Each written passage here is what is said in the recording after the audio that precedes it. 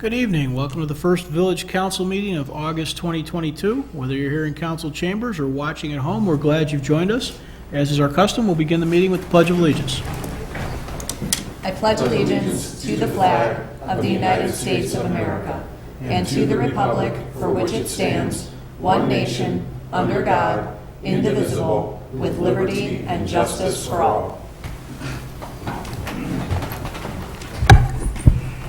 Rosa, would you please call the roll?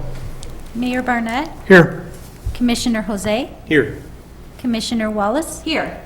Commissioner Sadowski-Fugit, Here. Commissioner Colavani, Here. Commissioner Gilmartin, Here. Commissioner Glover. Here. Thank you, Rosa. As you can tell, Danny would like to join us remote this evening, so is there a motion to allow for electronic participation? Mayor, I move that the council allow electronic participation for the August 2nd, 2022 Village Council meeting. Second. Any comments or questions? Rosa, please call the roll. Commissioner Jose, Aye. Commissioner Wallace, Aye. Commissioner Glover, Aye. Commissioner Gilmartin, Aye. Commissioner Colavani, Aye. Commissioner Sadowski-Fugit, Aye. Mayor Barnett. Aye. That passes unanimously. Danny, hope you can hear us all well. Glad you're with us tonight. Public comments portions of our agenda are important, valued parts of each council meeting. There are provisions in the agenda for input at each active and first reading item, as well as later as an item for non-agenda specific public comment. Beyond tonight's meeting, there are a variety of additional opportunities to engage council members, including our e-remarks system, the CRC system, coffee with the council, direct email, or by phone. The public comments portion of tonight's meeting is an intentional part of a structured meeting, and it offers an opportunity to deliver comments to the council. Please remember, it is not a debate, nor is it an open question and answer session. As such, we do have some expectations on how public comments will be handled. Please state your name for the record, keep comments to 5 minutes or less, avoid repeating what others have already said. Please keep your comments to one visit to the podium per subject, and comments are most effective when they focus on subjects within the scope of Downers Grove governance. If you forget to mention something or additional conversation brings up a new idea, please hold that until after the meeting and use one of the other contact methods, email, CRC, or phone, to contact us as needed, or bring that comment to our next meeting.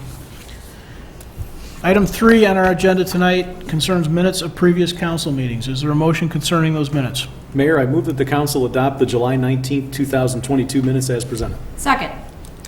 Any comments or questions from the council? Rosa, would you please call the roll? Commissioner Jose, Aye.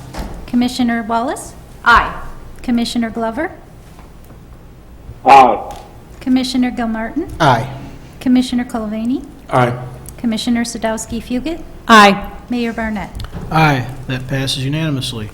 Item 4 is our consent agenda. Is there a motion concerning the consent agenda? Mayor, I move that the council adopt the consent agenda as presented. Second. All those in favor say aye. Aye. Opposed?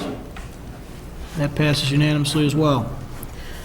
Item 5 is our active agenda. We do not have an active agenda. This would be a portion of the meeting where we plan to take action. Since we don't have any, we will go on to our first reading. This is the portion of the meeting where we begin talking about subjects which we plan to take action on at a future date, or continue talking about subjects which we've spoken about previously. With that, I'll hand it over to Village Manager Fieldman. Thank you, Mayor Barnett. There are 2 items on tonight's first reading agenda, but one topic, and that's the property at 3859 Douglas Road. Here to present information on this petition is our Community Development Director, Stan Popovich. Good evening, Mayor and council members. Thank you, Manager Fieldman. As Manager Fieldman noted, the one item tonight is 3859 Douglas Road, a petition for annexation and rezoning.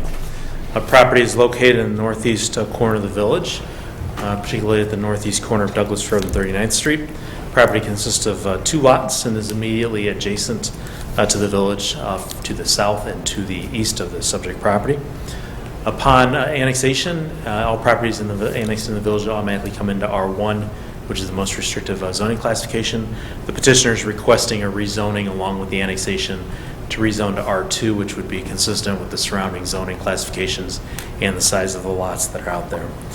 The Planning Commission found that the zoning map amendment request had met the standards for approval, and they recommended approval of the request.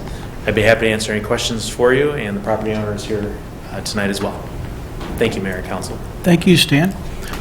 Welcome to say a few words if you have some. If not, certainly they're not necessary. Are there any comments from the council or questions? Okay, I guess we'll continue moving on. Thank you, Mayor. Thank you. That ends our first reading, Mayor. Thank you. For those watching at home or watching this video later, not every meeting goes quite like this. So with that, we'll go to our attorney's report. Enza, do you have a report? Yes, thank you, Mayor. I have those 2 items to present tonight, both of which will be on next week's active agenda regarding the annexation. Thanks, Enza. Generally speaking, annexations are welcome additions to the village. We look for the opportunity to include others in our great community and have some service provisions that make a little more sense, so it's good stuff. With that, we'll move on to item 8 on our agenda. This is the public comments portion of the meeting. This is the portion of the meeting where the public can make comments or address the council on items not on the agenda. If there are any public comments, please come on down to the podium. And seeing none. This has got to be some kind of record meeting time here. That takes us to the mayor's report. I do have one report tonight, or actually an action item, looking for a resolution appointing and reappointing members to boards and commissions. Just a little bit more about this. Generally speaking, this is done in August/September. We do have a situation where one board in particular is struggling for quorum as a function of some people leaving, so we have only one name tonight. We will be seeing quite a few more in the coming, say, 3 to 5 weeks per sort of our normal schedule, but that's why this one is apart from the schedule and a little abnormal in the way it's being handled. So is there, I guess, Rosa, you want to read the resolution? Sure. A resolution appointing and reappointing members to village boards and commissions, whereas Mayor Barnett has made the following appointment to village boards and commissions, now therefore be it resolved that the Village Council of the Village of Downers Grove does hereby confirm the following appointment. Board of Fire and Police Commissioners, appoint Daniel M. Bondavalli to a 3-year term expiring August 31st, 2025. Is there a motion concerning that resolution? Mayor, I move that the council adopt the resolution as presented. Second. Any additional comments or questions? Rosa, please call the roll. Commissioner Jose? Aye. Commissioner Wallace? Aye. Commissioner Glover? Aye. Commissioner Gilmartin? Aye. Commissioner Colavani? Aye. Commissioner Sadowski-Fugit? Aye. Mayor Barnett? Aye. That passes unanimously. Thank you all for your help in pulling that together quickly. Item 10 on our agenda is council member reports. This is an opportunity for council members to report out on other goings-on in community, other entities they're party to or working with. So with that, let's start remote. Danny, do you have anything for us tonight? No report. Thank you, Mayor. Thank you. Chris? No report, thank you, Mayor. Greg? No report, Mayor. Thank you. Rich? No report, Mayor. Thank you. Leslie?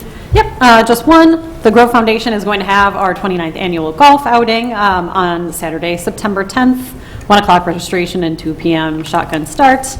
If you go to thegrovefoundation.org, you can find the link to register. We have gone digital now, so you can register and pay online, so it's very exciting. But you're always welcome to come to anyone on the Grove Foundation board if you have any questions. That's it. Thanks. Thank you. Nicole? No report tonight, Mayor. Thank you. Okay, item 11 is our village manager's report. Just a brief entry to this. We are going to stop. We're going to take a brief recess here and reconvene the committee room. You may remember at our last meeting, we sort of punted on a couple of subjects. And really what we did was tried to structure a meeting where we had most of the crew together and some time to talk about it. So we do have two subjects we'll be talking about shortly. Dave, do you have any additional introduction, or should we just take a brief recess? Recess would be in order, Mayor. Thank you. Okay. We will be talking about some long-range planning stuff, water fund and parking funds in particular, and the sustainability of those funds in about 5 minutes in the committee room.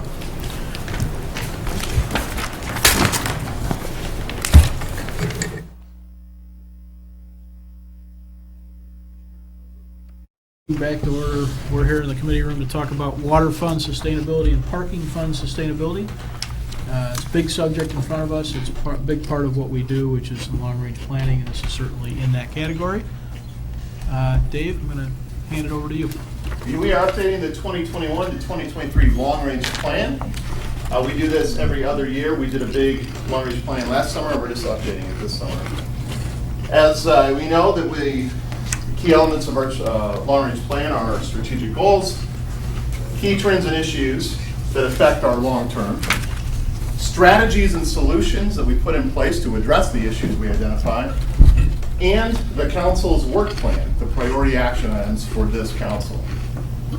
We met first on June 21st, where we did the introduction, confirmed our strategic goals, and went over some general fund sustainability. Last time we met, we intended to go over the water fund and parking fund. We didn't do that, so I put a little X on the July 19 and put it back to August 2nd, which is tonight. And we're here to talk about the water fund and the parking fund. Then we'll gather again on August 16th to go through priority action items to update those to reflect this council's work plan for the next year. And really what we're doing tonight as we go through the water fund and the parking fund is what I put in red. Tonight we are identifying issues that will affect these two funds, that are affecting these two funds now and for several years to come. But instead of putting together the actual plan tonight in detail, we're really identifying the process and schedule to address these issues in the future. And you'll see why, because of how these two items play out. A quick note about our long-range plan before we go into the water fund and the parking fund. The village, as you know, we are in the process of, we're planning to issue bonds for a new facility, a new police station in Village Hall. And as part of that process, we just received our financial rating from S&P Global Ratings, and we again reaffirmed the highest rating we can get, which is the AAA bond rating. One of the things that pops out of the report, not just this ratings report, but the previous ones going back to 2013, is positive commentary about long-range planning, how we combine strategic elements with financial realities and budgeting. That was again reflected in our ratings report. So very proud to be part of this process that has served us well. So with that, we wanted to talk about the water fund. Under trends and issues, the first issue is really the impact of the recently approved and adopted State of Illinois Lead Service Line Replacement and Notification Act. This is a state law that is intended to have operators of public water supply identify all lead service lines and over time replace them. Specifically how it applies to our village and other municipalities of our size, step one, we have to complete an inventory of all lead services by April of 2024. Then we have to put together a plan to replace them over a multi-year period, starting in 2027 and moving on to 2044. The law does encourage all municipalities to contract with minority and women-owned businesses as part of any work that gets done under this act. The act also requires all public water service operators to replace both sections of a service line. So the service line is the part that connects the house to the water main. It has two sections, a public section, which is generally from the public water main up into a valve, and then the private section from the valve on into the house. So whenever we come across one of these lead service lines, both sections have to be replaced. There is, under the act, the option to have the village, in this case, could charge residents for the cost of their private section as it gets replaced, provided that we are not using federal and state grants or funds to do the lead service line replacement. There is a waiver in place under the law where if a homeowner says that they do not want the private section of their lead service line replaced, they can sign a waiver, and there are other things that go along with that, but basically they can refuse the replacement. Some of the facts, based on current review of our system, we estimate that there are between 1,500 and 3,000 lead service lines. Most of these are on houses that were built in the 50s or before, so there's a concentration of those houses in the older parts of town near the central part of town. There are some in other places, we suspect, but most of those 1,500 to 3,000 are in the middle part of town. Current estimates for replacement costs, the public side, $3,000 to $4,000, and the private side, $3,000 to $5,000, depending on how long the run is. So all in, anywhere between $6,000 and about $9,000. If we are correct in this assumption or estimate of the number of lead service lines in our village, then we will be replacing somewhere between 90 and 180 services per year from 2027 through 2044. And using our current cost estimates, that comes out to $2 million a year. This is a significant number for our water funds. That's close to the amount we spend in a given year on just water main replacements as part of our system. So this is a significant number. So the issue is that this is a requirement to have the village do work in our water system that we have not done in the past. And it's a multi-year effort that will cost significant amounts of money. All right, so the proposed strategy and solution of how to address this. First thing we need to do is have a council policy discussion on whether we charge residents for the cost of replacing the private section or not. This law is in place now. This could come up now. So in the next couple of weeks, we will actually put that issue on a council agenda and get council decision on that, on just that finite issue. So look for that later this month or into next month. And then over the long term, obviously, we will complete the inventory. The work on that inventory is starting now. We're working with securing a consultant to do that work to help us. So we need to complete that by April of '24. Then we will actually be preparing the replacement plan once we have information about the inventory, right? So we will take, in 2025 and 26, that's the time we'll put together the replacement plan, which will include the finances and the operations. As far as our budgeting goes, so starting with our next budget for 2023 and moving through the next two, we need to budget about $200,000 for compliance with the Act. So that covers the cost of doing the inventory, and will cover the cost of anytime we run into a lead service line in conjunction with water main work that we're doing that needs to be replaced. And with this amount of money, you can imagine part of our strategy and solution is to pursue federal and state grants. Mayor Barnett and I were on the phone with Congressman Caston's office just, I think it was last week, talking about making federal funds available. We'll be doing the same thing with the state of Illinois, working through DuPage Mayors and Managers Conference, encouraging that a lot of the federal money flow through the state to try to help not only the village of Downers Grove, but all other municipalities that are in this situation. So that is a brief overview of the trends and issues and the proposed strategies and solutions. We're here to answer any questions. Andy Sickich, our Public Works Director, is also here if it gets to the more technical side. Really just want to make sure that the council understands this issue and that there's support for this kind of strategy going forward. Mayor? Thanks, Dave. So, really, there's a couple of things we're not going to do tonight, which is the details of the replacement plan, right? That's going to be down the road, kinds of conversations. But the path forward about how are we going to get at this problem, doing a survey now, amending code, those are the kinds of things that we're going to have to sort out sooner rather than later. The big chunk of this, at the bottom of that, budgeting is beyond 25, and that actual replacement plan are things we'll be talking more about in the future. Are there any, does anybody have any particular questions about what Dave just went through, how we got here, any of those kinds of things? I got a couple. Go ahead, Chris. Do we have a sense of what the likelihood that we would receive federal or state grants, or have we seen any other municipalities start this process and tap into any of that or leverage any of that? So we don't know for sure. We don't have a real good indication. We do know a couple things. We do know that the federal government has made money available for these types of programs, and the money is flowing through the states. We also know and have participated in the state of Illinois' EPA low-interest loan system for the improvements of the water system. So that's been our financing strategy in our water system for years.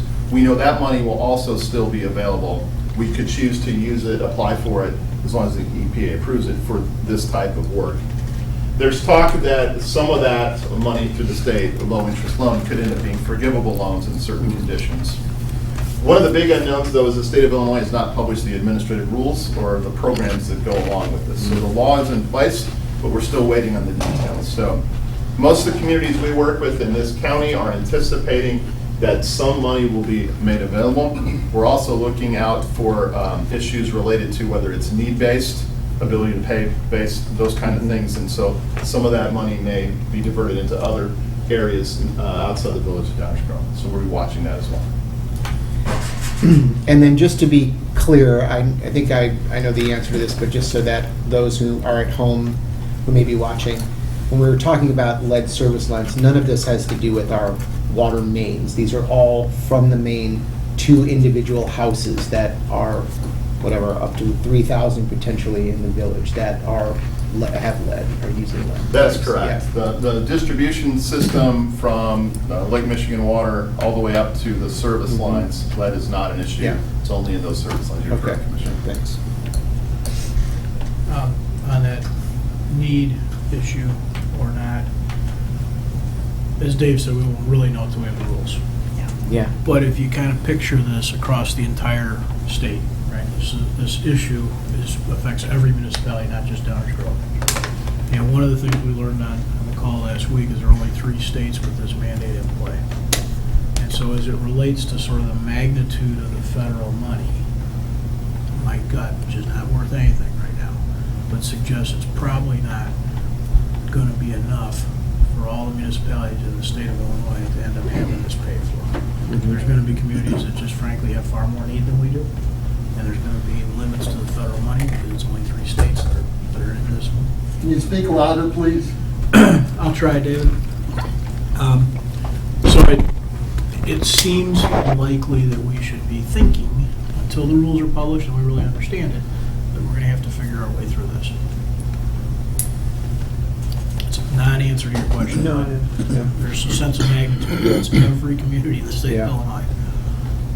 And certainly some of them are in tougher shape. And do we have a sense, percentage-wise, of where the village sits in terms of, lead service lines compared to all lines, compared to other municipalities that are, maybe that's what you were alluding to, greater need, that there are maybe municipalities with more lead service lines than we have? Andy or Dave can correct me when I'm wrong, but this is largely an age thing, right? Sure. The reason we have 18,000 parcels and maybe as many as 3,000 is because of the age of construction. Yeah. And so that would likely apply generally across the state. So Chicago's going to have a tough spot, Aurora's going to have a tough spot. Urban, suburban, Cook County is probably going to have a tough spot. But it's an age of construction thing that drives it.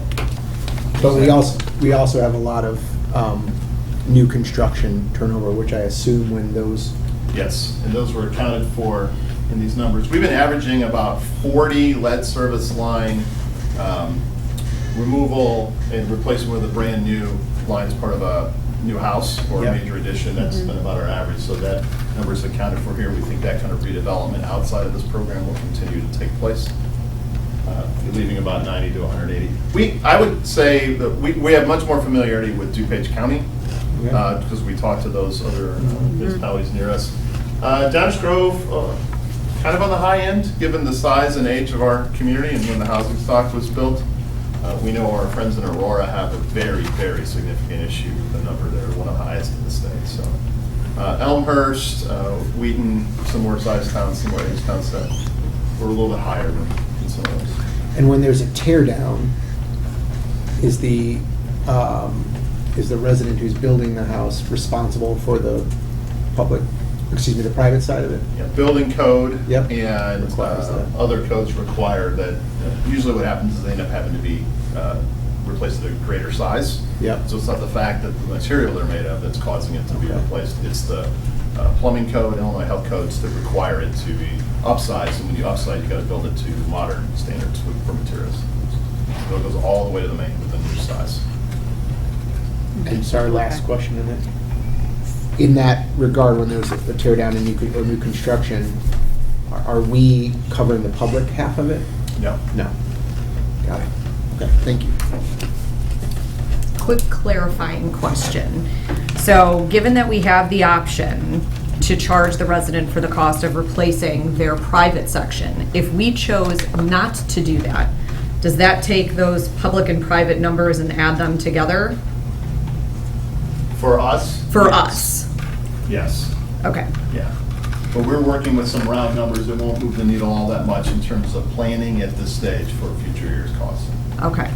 And then if we decide to go that route and property owners can sign that waiver and install their own type of water filter, do we know what kind of filter that would be, what kind of cost that is, what is involved in that? We could get that information. I don't think that's a significant cost compared to this number here, right? Okay. Andy is nodding his head. Thank you, Andy. Thank you. Just thinking about the filter, how often does that have to be replaced? I don't know. We will find out. We'll get information on the filters. Thanks. And then, just for my part, I'm in full support of the strategies, the solutions. I think we should pursue federal, state, and state grants. I have no interest in charging our residents for any of it. As far as I'm concerned, between the potential health implications if the water system isn't maintained correctly, and ours is, thankfully. Between that and just the fact that when you buy a home, we love our older homes, our historic homes. You didn't get to control what the building materials were when it was built back in the 18 whatevers or the 19 whatevers. There are folks that have decided to build new and have replaced the service lines, or maybe they've replaced them for other reasons. But that's long before this came into effect. So I think this is something that we ought to do.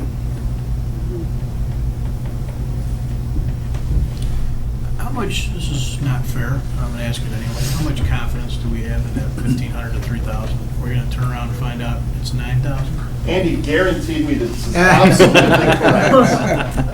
I think we have a pretty good hand. That's a wide range, right? 1,500 to 3,000. Pretty strong confidence level, but you know what? We put a big range in there because we haven't done the work yet. So if when we get into this, it starts to look like that number is too low, we will immediately inform the council. That's our best guess right now. Any other comments? Rich, please. I'm also interested in seeing if we can get some information on how effective the filters are. Plus 22 years is an awful long time, and I wonder if there's technology that would allow us to coat those lines internally as part of the water flow. I think that was considered as part of the lobbying efforts when this law was being drafted. I don't think that made it into the law, so we'll double check that. I mean, is it a technically feasible thing to do? Agreed. Others? I have another question. If we were to decide, as Greg is suggesting, that we were going to pick up the cost on these things, do we have the ability to override the waiver? So if we decided as a community we were going to do both sides, right? I'm no longer much interested in somebody saying, yeah, but don't do my part. I don't think we can do They that. would Yeah. She was still have allowing us into their home. they would still have to have that ability. Okay. Yeah, because they can't, I mean, we're literally going into somebody's Well, home. So. yeah, I understand, Yeah. but we're also compelled by the state in paying for it potentially, so. Right. Yeah, Right. that was a key component of this Yeah. act. Interesting, all right. Other questions, comments? Obviously, we'll be talking a lot more about this. That general process forward makes perfect sense to me, and I'm content to just keep walking down the path. Excellent. And we will provide additional information. I'll probably package that information. Was asked about filters and the like, et cetera, here when this will come up pretty quickly, this agenda item. So for those watching at home, or watching again later, this is the beginning of what will be a lot of conversations, a lot of budget questions, a lot of process things. We're going to hear from this survey. There's going to be a lot of additional information that will come out of the course of a series of meetings, probably over a series of years. Yes. And this is just sort of a start of, do we want to start down the path in this kind of way? And I don't think anybody's question. move on to a similar discussion about the parking fund. Just for background, the village owns and operates about 10 commuter parking lots at the Belmont Station, the Main Street train station, and the Fairview train station. And we use the parking fund to account for all the costs of owning and maintaining those parking areas. In 2020, with the onset of the COVID pandemic, we, like all the other towns that have commuter rail line parking services, we saw a dramatic, instant decline, almost to zero, as you can imagine, of usage of our commuter parking lots.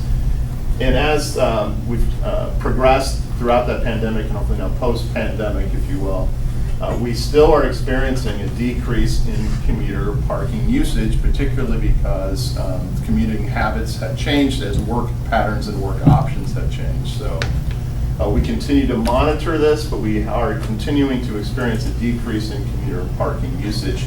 And we're seeing that both in daily fees and quarterly permits. So I've been here for 17 years or so, and for the first time, we are working our way rapidly through the waiting list for quarterly permits at Fairview and Belmont. There are permits available right now at Fairview. And the daily fee revenue has declined and declined dramatically. If you go out and look at a typical weekday, currently, we're probably between 30 and 40% occupied at any one of our parking lots, and we do monitor that information. So the revenue supports the parking fund. So what's happened now is we've been operating at a deficit. We did operate at a deficit in this fund in 2020, in 2021, and monitoring this from 2022. We're headed that way again. And if it doesn't change, we don't get more revenue and more usage of these lots, it's going to happen again in 2023, but for a planned reaction to this. If this continues, we'll end up with a negative cash balance in that fund by the end of 2023.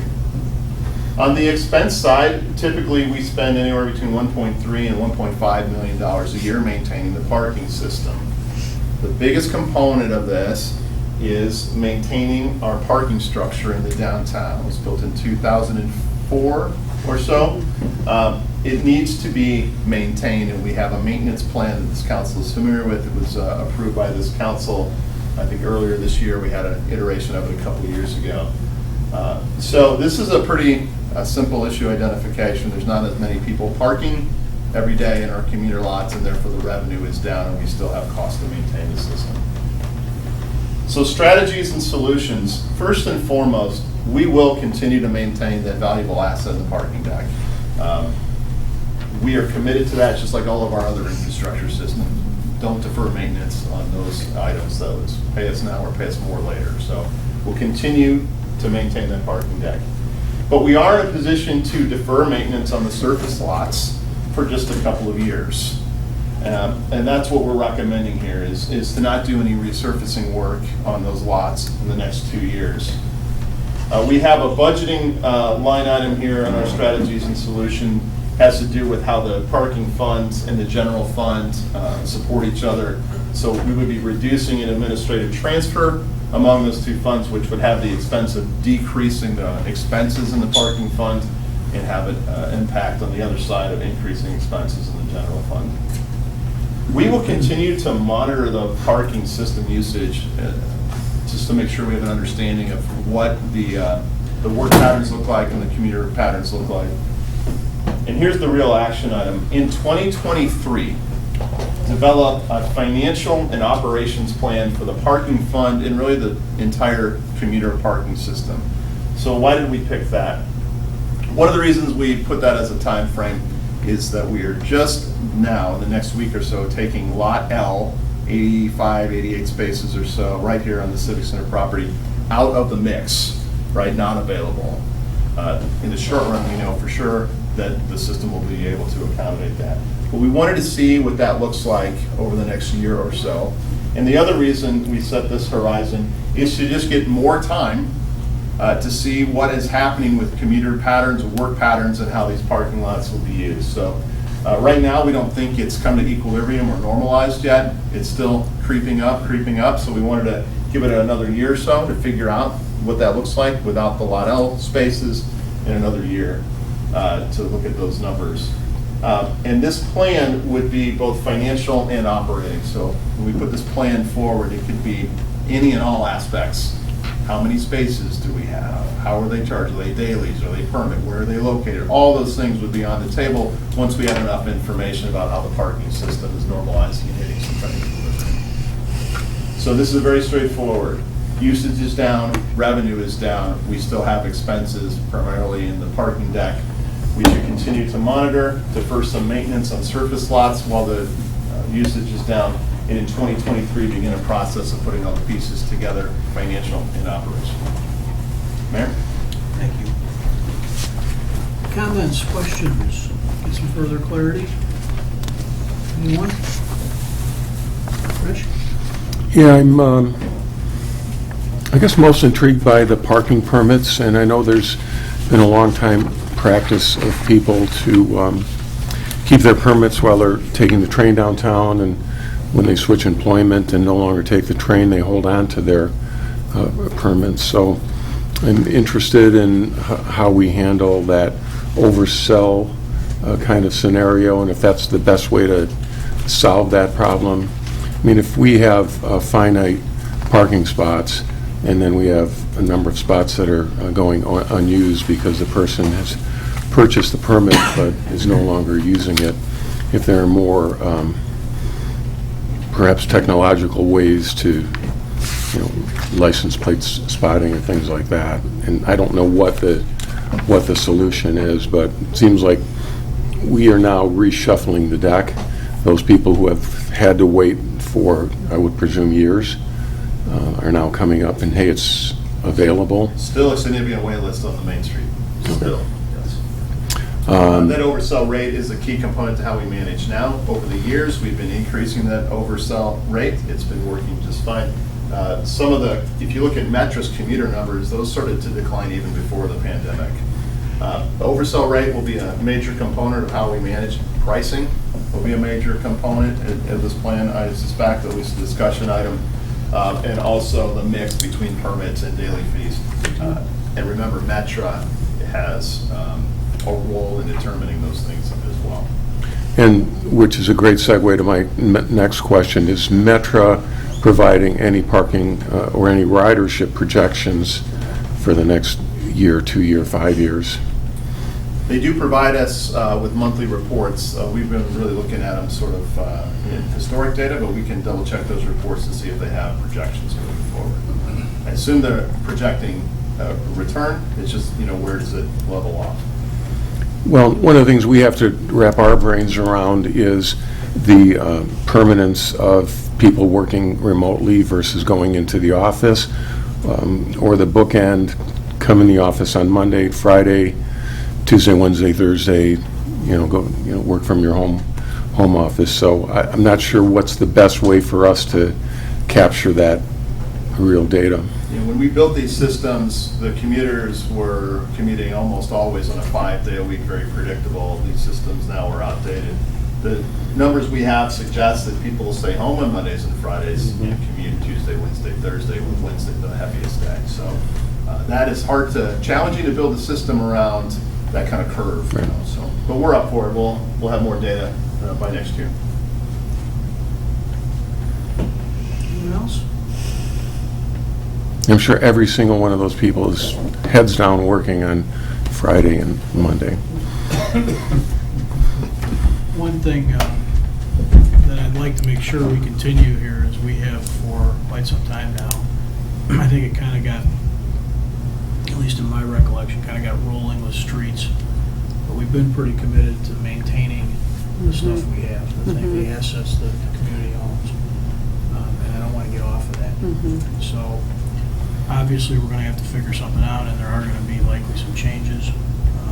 But that, I think, has to, from my perspective, has to sort of be the starting point for all these conversations. That deck is an asset, and it can't just be left to deteriorate. If we can drag our feet a little bit on a couple things to buy us some time to see what new normal might look like, that's great. But there will come a point in 23 or 24, whenever we hit it, where we're going to have to decide what to do. And at that point, whatever it is, and we still got to maintain that stuff. So it's possible that we would end up in a situation that wasn't so great. You know, the maintenance was higher than the revenue, but those are still assets, so. The other thing, Dave, could you, not tonight, but at some point, could you sort of more broadly detail for the whole team here what that process looks like for asking for changes in prices? We can do it here tonight. We prepare information. Yeah. Enza is our contact, and has been for years, go-between with Metra and the BNSF, and she sets up a meeting and we talk through it. And sometimes they approve changes, sometimes it has to be formal with changes to the intergovernmental agreements, and sometimes it's pricing changes that are just agreed to by Metra. That's basically it.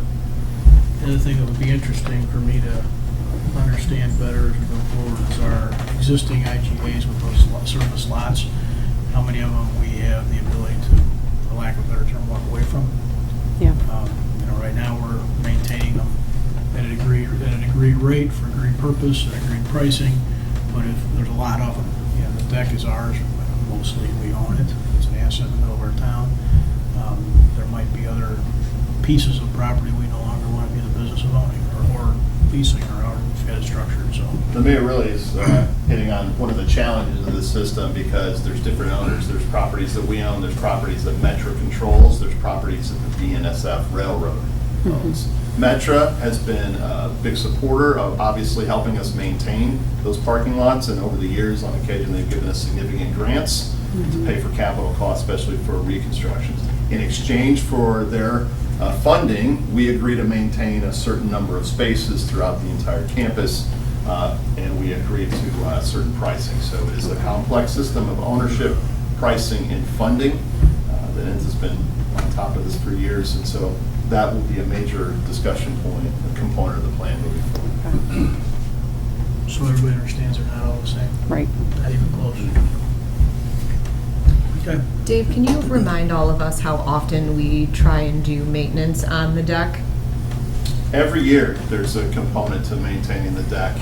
One of the things that's become very obvious to us that whether a building is new or old, you need to maintain something on that every year. So that'll be the same with our new Village Hall and Police Station. You've got a budget for maintenance right away. We've done some major work on the deck in the last couple of years. We have a couple of years it's been minor work. I think we have some major work coming up in the next year or two. Yeah, there's some this year, and then in 24 and 25, there's some starting to be more major work done. And that'll be detailed out in the 23 and 24 budgets. Thank you. And like any other asset, we've kept our eyes open over the years for improvements as well. Right? So you've got fencing at the top, there's an LED lighting switch at one point that we did. And those things should not be ignored or owned properly like that. Any other questions, comments for Dave? Please. It's kind of sidebar to the whole thing, but I remember it was probably about 4 years ago, Metra came and gave a major presentation about capital improvements that they intended to make over the next few years. I think it would be interesting to check in with them to see if they would be willing to do another open house kind of things, that here's what we said we were going to do, here's what we've accomplished, here's what we're yet to do. I mean, it's hard to think of right now, but 5 months from now, we'll be dealing with frozen switches and people getting stuck.